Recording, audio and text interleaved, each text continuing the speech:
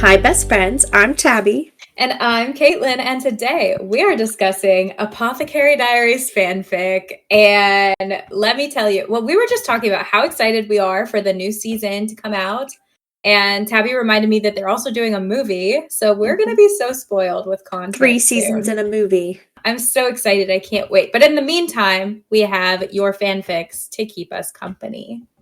And again, if you want to know more about the Apothecary Diaries, listen to our last episode or go on Crunchyroll or Netflix and give it a watch. Give it a whirl. I don't want to spoil it for you. I don't want to tell you anything about it. Yeah. Except you will kind of hear about some character names, so you'll kind of know who's being shipped. But that's okay. I mean, you'll figure it out soon enough. So let me kick us off. And also, all of our fanfics that we found were from AO3. I did also check Wattpad, but nothing was really speaking to me on Wattpad. I never use Wattpad. AO3, just that it has everything I need. I think AO3 tends to be, like where I prefer to read my fanfic, but yeah. So the first one is Last Train at 25 o'clock by Mareberry, and there's quite a few chapters so far. There's 29 chapters, and they're still going, so more to love.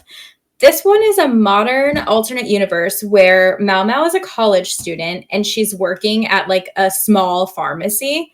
And Genshi comes in and he's a businessman and he has a cold and he's about to go on a business trip. And he's like, I need you to like cure this cold for me. And so like, that's like their meet cute. That's all I know. I actually have not like read super far into this one, just kind of perused the first chapters of each of these. But it did like leave me wanting more. I was like, they are totally gonna like have the same kind of dynamic where he annoys her and she's like, she's just a cat. She's just a cat, girl. I love her. My first one that I found is called A Singular Interest. It's by Cosmill777. It's on AO3, just one chapter. A lot of mine only have one chapter, which is kind of how I like them. I really don't like reading the super long ones. There's something wrong with me. I don't know. I like the one-shots. That's totally valid. So after Mao Mao's poisoning, which, spoiler, she gets poisoned a lot. She's an apothecary. She does it to herself. After Mao Mao's poisoning at the garden party, the emotions were bottled up inside Consort Gyokyu come to the surface. Will these be reciprocated or will judgment and reason get in the way? I love it. So that one's kind of like a not super popular ship. Yeah. But when I saw it, I was like, oh. I'm intrigued. No, I love because that. For those of you who don't know, the dynamic is kind of like Mao Mao is like kind of serving Lady Gyokyo, and so there's kind of like a power imbalance kind of thing. So it's like a little bit taboo, and it's also would be like a woman love women type situation, which isn't like super, I don't think, accepted in this world. Because I mean, what is it, like the 1500s? Yeah, she's the consort to the emperor. Yeah, so that is like, spicy. I know, I love that. I love it. We'll be reading. The next one that I have is also long. It is The Moon's Consort by Isnis, and it's 23 chapters so far. So this is kind of like still set in their universe, but it diverges after Jinshi rescues Mao Mao from the Shi's clan's stronghold. Then the emperor is like kind of pissed at Genshi because he's currently like heir to the throne. And so he's like, you put yourself in danger like for this girl, like that's crazy. And so Jinshi, like in a panic, tells him it's because he like wants to marry Mao Mao and they're in love and he wants her to be his consort. And so the emperor like accepts that and he's like, oh, okay, well in that case, then you'll get married in a week. And that's what like where it starts. So I love that. I'm so excited about the concept of that, because knowing what Jinshi and Mao Mao's relationship was at that point, like it would just be so funny if all of a sudden they were like, oh, and now we're getting married. And like I think Jinchi would be secretly like very excited, but Mao Mao would be like, "Oh Mao my Mao would be god, panicking. I need to flee in the Yeah, it night." even said in the description, like Mao Mao agreed to it, thinking that like she could get out of it later. But then the emperor was like, "No, like you have a week to get married," and then she was like, "Ah, shit." Oh no. Ew, I like that. Okay. My next one is called The Arrangement, and it's by Tangentially with three L's. Noted. Once again, one chapter. So this is an alternate universe where Jinchi becomes the emperor, takes on Lolan as the consort, and eventually empress as a political move. But they're both in love with their secret shared lover Mao Mao. And now I don't know. I think it's making it sound like they're keeping Mao Mao a secret from each other as well. And or like they share her together and they're Oh, keeping a secret from the world. But either way, I am either way intrigued. sounds great. I think I would prefer it, honestly, if they were just a full-on throuple. But like maybe it starts off where like they're both having a secret affair with her and then they find out and then they're all together. Yee! I love Lolon. Me too. I love that. And yours are so like short and sweet too. Like I would love to just read a No, I little. love the one shot. They're so good. So the next one that I found is In Another World by Julia_Crow. It is 19 chapters so far. And it's another modern alternate universe where Mao Mao is a med school dropout and she's working at a strip club. And in this like strip club, she's also running a secret illegal clinic out of it for people who can't afford medical care. She's taking care of them. I don't know. I didn't like read far into these, like I said, so I don't know exactly like how she has her meet cute with Jinchi in this particular instance. I think it might have in the description said something about she treats Gyokyo at the clinic. So like maybe he like was like escorting her there. I'm not sure. But I was kind of excited. I love like the concept of them being like in a modern universe. I think that's so fun. Yeah, I do too. I think out of all of them, like that one sounds like the most interesting to me. I love that. So my last one is called Doctor's Orders. It's by Rabbit Hole SSK. It's one chapter. They don't need any more than one chapter. So Gaoshin seeks Mao Mao out to aid Jinchi, who is overworked and has not been sleeping well. And so Mao Mao goes and visits him in his office and helps him in, you know, whatever method she needs to fall asleep. Helps him relax. You know what is I'm picturing this like where she's just being like super clinical about it too. Yeah. And I can't tell, like, based off the tags, if this is supposed to be in, like, a modern type setting, like, where he's, like, in, like, I almost pictured him in, like, a corporate office. Yeah. And I think that's how it was meant to be. Yeah, I like that. The last one for me is A Drunken Confession by Hail Mix. And Hail Mix actually has quite a lot of Apothecary Diaries fics that are like a little bit shorter. This one's 4 chapters, so not as long as the other ones. But basically, from the tags, this one sounds really spicy. Ooh. And the way it starts off is Mao Mao actually shows up like and like drunkenly like confesses her love for Jinchi, but I think like then they start a relationship after that because he was just waiting for her to like admit feelings and make the first move. So I think that it ends up leading to some spice based on the tags. They looked pretty raunchy. Man, sometimes the tags really scare me, and like it ends up not being like anything crazy, but the tags will be like, watch out for this. And I'm like, okay. Yeah, because it makes it sound like actually like the filthiest thing in the world. And then it's just like well, what are we getting into?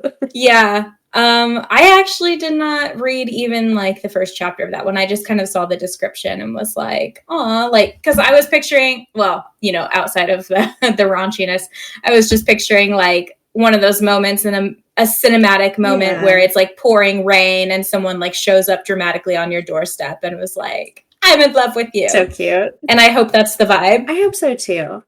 Like a real rom-com type. Yeah. Like profession. Yeah, it fits their dynamic. I need that from them. Okay, and then in honor of May the 4th, we did some bonus Star Wars fanfics, which I was so excited about. We love Star Wars. Like, Love it. I love Star Wars more than anything.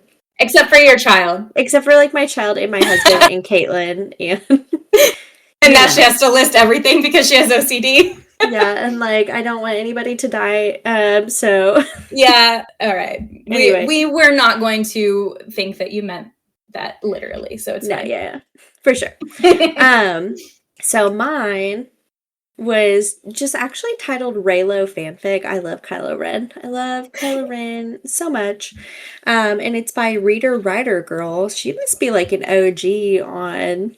This is iconic. She just names it Reylo fanfic by Reader Writer Girl. By Reader Writer Girl. And like she must have been the first person ever to be on AO3 to get a name such as that. Yeah. So, love that for her.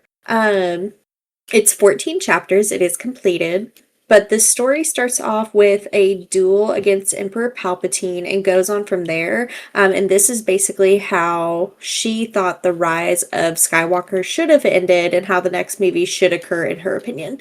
Which I think is so fair because the movie ended really poorly. Mm-hmm. That is probably my biggest gripe with the Star Wars Enterprise. They did them all so dirty. No, and I think that was such a like commonly shared opinion amongst the fan base is like nobody was pleased with that film. But yeah, I'm excited to read that at some point because I would love for someone to rewrite that ending. Me too. And I love the way she ended it. She said, if you don't like it, then don't read it. You all have free will. She is so real. I want to be her friend. Reader Writer Girl. If you're listening, oh my God, imagine if Reader Writer Girl was a listener of the podcast. She's like our only listener in Sweden. Yeah. Shout out Sweden. Love you guys. Love you. And my bonus Star Wars fic is called To See You Again by The Girl in Space. And it is long, okay? It is 45 chapters and counting. But listen. That is so many chapters. An alternate universe where Padme survives childbirth, okay? She believes that Anakin died. Like, they legit all think he's dead.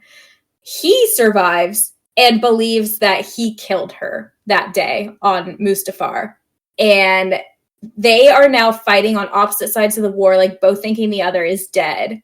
And so it's kind of like eventually they're going to cross paths, realize that they're not dead and that they're enemies now. So like, that just sounds so good to me. That sounds so angsty and I have to read it. And maybe it'll have some sort of like redemption for Anakin. I'm not sure. Like maybe they go so far as to have him like not go all the way. Well, at that point, he had already killed all of the Jedi younglings. I was going to say, yeah, like he kind of committed genocide. So he did already go all the way to a villain, but perhaps it does maybe bring him back to the light. Yeah, he cannot undo what has been done, unfortunately. Like, that's a lot to make up for. Yeah, no, I don't think anyone would ever like truly forgive him. But the thing is, for as horrible as, you know, Anakin is, like, a lot of people still do really sympathize with his character and appreciate him as a character. So. Because he was also, you know, preyed on as a child. And he did stuff wrong, but, like, he was very misguided. It was definitely, like, the circumstances were just so, and he did get preyed upon and manipulated, and that doesn't justify what he did. But yeah, he's a very complex character that I think he had really bad father figures. Like he had a lot stacked against him for sure. And then it kind of makes you like kind of philosophically think about like real world bad people and the things that kind of like lead them to what they do. You know us, we are people who can really kind of see the redeeming qualities in a villain character. Like we really can. We like to look at things from like a bird's eye view. Like I will pick this apart. Which is why we still think that the Darkling should have had a better ending in Shadow and Bone. He should have, even if he still died at the end, like he could have at least redeemed himself. Yeah. I don't think he was actually like evil. No. I think he was misunderstood. He was misunderstood and misguided and preyed upon as a child. And I will argue with Leigh Bardugo herself about that. But those are our little fanfic gems that we found for you all. We hope you're having a great Star Wars day. We are actually going to, later this month on May 25th, be discussing Brimstone, which is the sequel to Quicksilver by Kelly Hart, which we talked about in our last full-length discussion episode. It is long. I've already started on it, though, and it is very, very good so far. Better than what Quicksilver was, in my opinion. Some better pacing at the start. For sure. And then on June 8th, which seems so far away, I know, we will be discussing the novella Two Can Play by Allie Hazelwood, which is one of my favorites. It's very cute. Honestly, it's so short. Like, it is a novella, but it is very short. You can probably get through it in a couple hours. Yeah, I was going to say, even the audiobook itself can't be longer than like 5 hours. Who knows? But I think it's literally 2 hours long. I believe that. Like, it's such a short story, but very cute. You know us, big Allie Hazelwood stans, and we will be doing more by her this year. So buckle up. The year of Allie. The year of Allie. And it's every single year. So go ahead, get started on Brimstone and Two Can Play if you haven't already. We'll talk to you next time. And as always, let's get lit.